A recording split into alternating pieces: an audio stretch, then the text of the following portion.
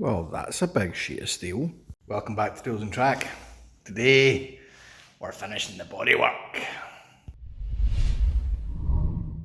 I'm not gonna lie guys, I'm not relishing doing this job.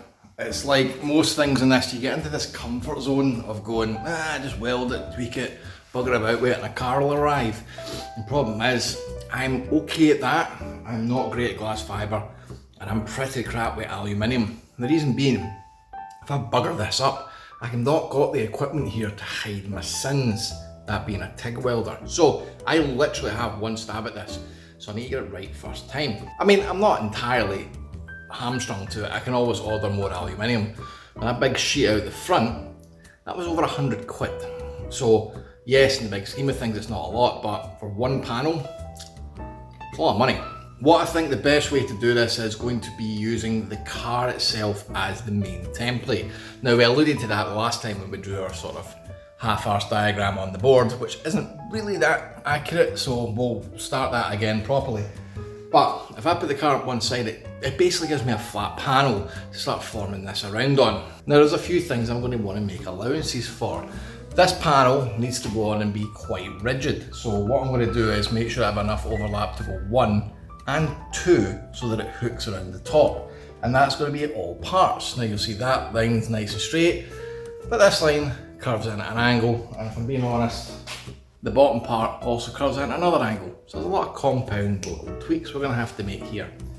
Also, I think the bottom part is going to be tricky as well, because whilst I can just do one overlap so that when the whole panel hooks on it clips under, as we go by this part here, I can't really make it follow neatly without that kind of starting to distort and look a bit weird. So ideally, in my mind, I want to have a nice crisp edge around about here, feeding out to a curve that will more or less match the nose cone. Bottom of the nose cone sort of curves in, it's not a hard edge. Anyway, that's in my mind at the moment. The actual practicalities of that might alter. So, first things first, let's get this finished. It's not finished. Let's get this mounted clamshell off the back, and we'll get the whole chassis up on its side and secure so it's not wobbling around, and that can start forming a template for the first one.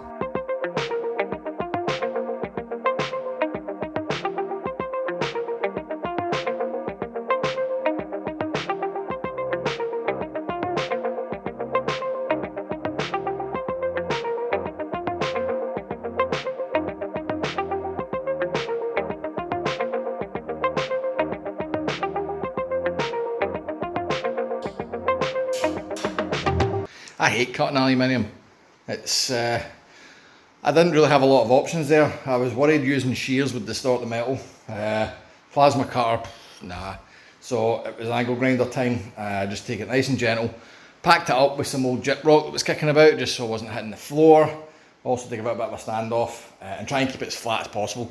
Obviously if I started standing this up on end to cut it, it was just going to distort. It's thin aluminium. But that being said, we still have some amount of distortion, but I'll say this, that's obviously the corner that it got delivered on, and the rest of it, I mean, these ripples, they're all kind of from delivery, so there's not a lot I can really do about it, but by the same token, I think they'll straighten out okay, because it is flimsy enough that we could form it back into shape.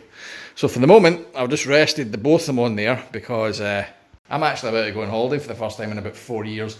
In fact, for the first time since I've started Tools and Track, so read into that what you will. We're going to do a quick time hop, and I'm going to come back with no difference tan, because I'm a ginger bearded Scotsman and we just don't tan. So yeah, time hop.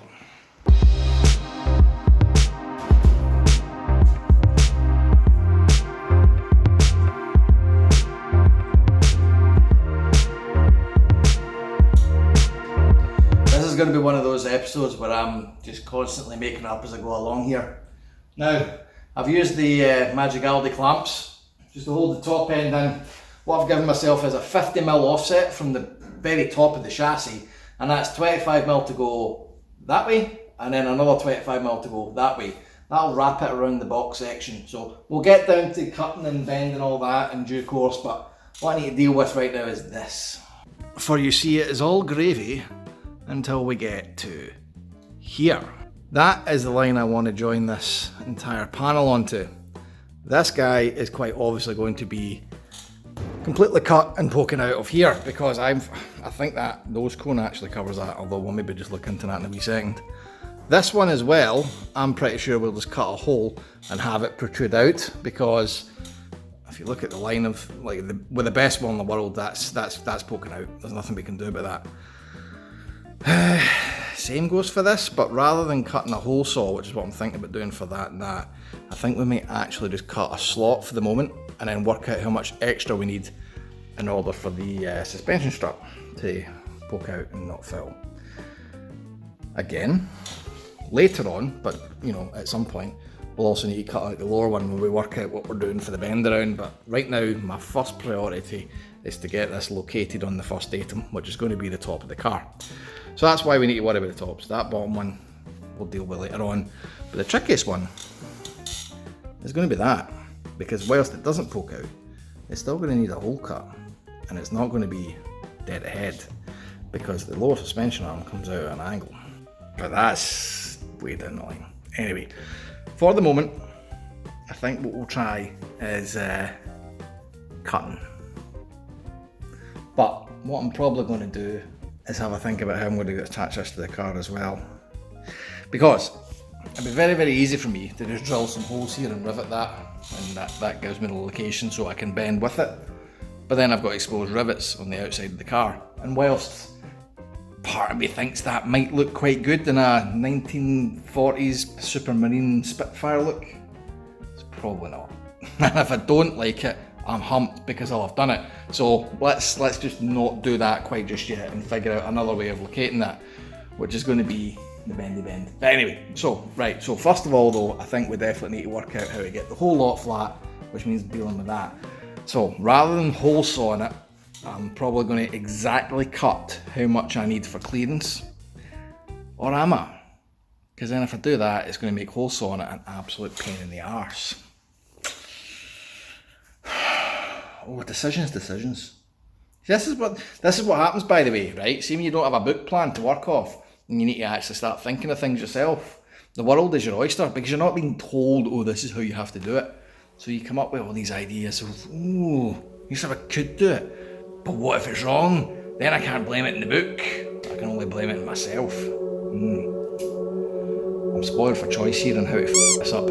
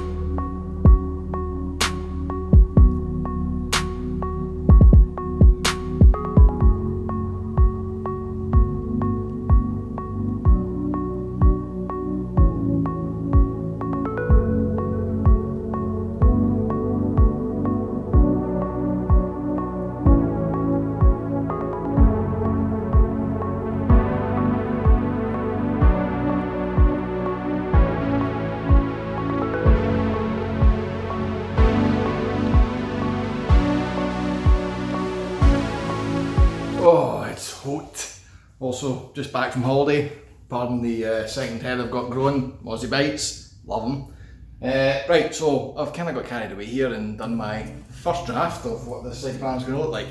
Now, as you can see, we stuck to the original plan. We've done a double fold in the top so that it will hook on the car, and then we've done an edge around the bottom. Now, I know we're still missing this. I actually G-clamped that panel in just so that that crease line would be correct. We've still obviously got to cut out the excess here, but as it's not stock in progress, I haven't done it.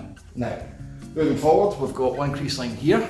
You'll notice I just hammered over it whilst we're folding it, and because there was a ridge underneath, it's actually given us a nice wee crease just to do that. Here, we didn't. Now, this is where I kind of went a wee bit off piste. I know I did say I was going to try and maybe do a curve or something, then we would get to it. As you can see, we have actually managed to form a curve that tapers in and comes to this edge right here. Now this scallop should actually be good for aerodynamics or whatever else. And the next thing I need to check is with the nose cone on, making sure this doesn't foul anything. Because whilst I had a great idea that this would be, nice and fancy looking, the curve might be too protruding and foul with the nose. Unlikely, but you never know. We've also just rough cut these holes, and I only did that so I could get the form on without these brackets denting the aluminium basically. So next up, we need to work out how we finally attach this guy. Obviously the bottom is quite sensible. We'll just rivet, and what I'm probably going to do is take this off and mark on the bottom lines here where there are not currently rivets holding the floor pan onto the car, because I don't want to double rivet something straight through and cause myself hell. So we'll probably go at the other intervals where there's not rivets and pilot the holes through the bottom, because we'll have to take all this back off to paint it. On the top side, you'll note we've got the double folds more or less all the way around it. This bit I'll need to come back to because I forgot we've still got that big panel to go on here. I'll get back to that one, I'm not sure yet. What I'm still going to do here is rivet on the top lines rather than around the sides. The reason being, I think if we rivet around the sides, we're going to have a bit too much flex here. I think rivets in the top will kind of keep this from moving about. Granted, when the sides go on, finally, there's cross braces here that will actually bond onto as well as riveting, just to stop the kit car sounds. So that's done. Obviously we'll drill a few pilot holes and get a few rivets ready so that when it goes back on after I've dressed everything up and finished it, it goes back on the way it is just now. Then it needs to come off and go somewhere safe.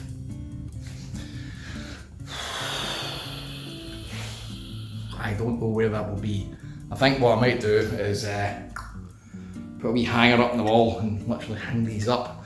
That'll be good for A, storming them now, but B, if we ever have to take the car back off the road and work on it, these will be removable, and it means they won't get damaged if they're hanging up vertical. So, that's what's next.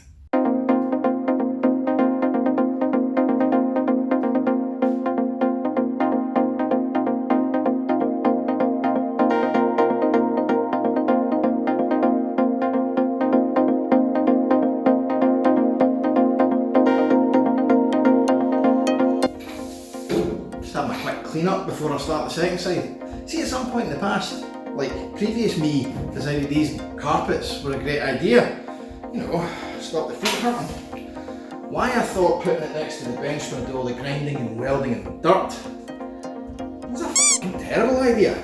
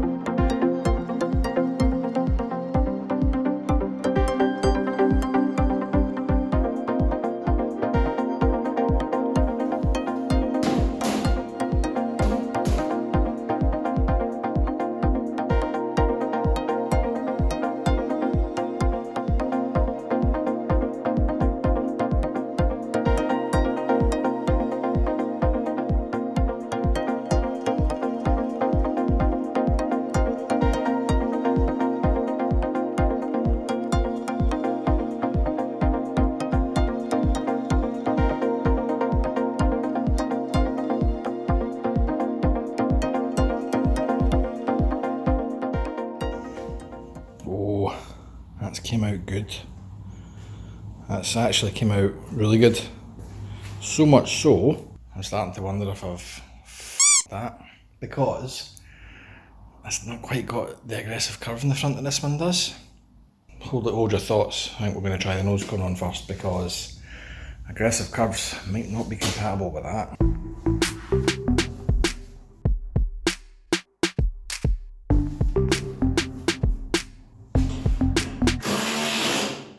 I mean, it's not mint, not flawless, but it's close enough. Well, it's close enough for me. And if it's close enough for me, then that means it's close enough for me. Next part, I need to tidy all this up. Also need to mark up and drill out the bottom holes for the wishbones. Now, you'll note that this is ratty as fuck, so we're gonna have to tidy that up too. And for that, I bought a special tool. One of these. Fair enough, it's probably not the most brand make of models, but it'll do the job for a wee bit of aluminium tidying. You'll see the wee bit on the end is really the ideal tool for just getting into those little tight, crescenty, radiusy bits that you just wouldn't do well with an angle grinder. So, if it breaks, we maybe consider a better one, but that'll do for now. Right, so as we discussed, I'm gonna have to watch how I rivet this guy. Now, you'll note I've pried it off. You can see the wee gap there. It was not easy because this is pretty damn tight. And all I'm going to do here is mark an X where I cannot rivet.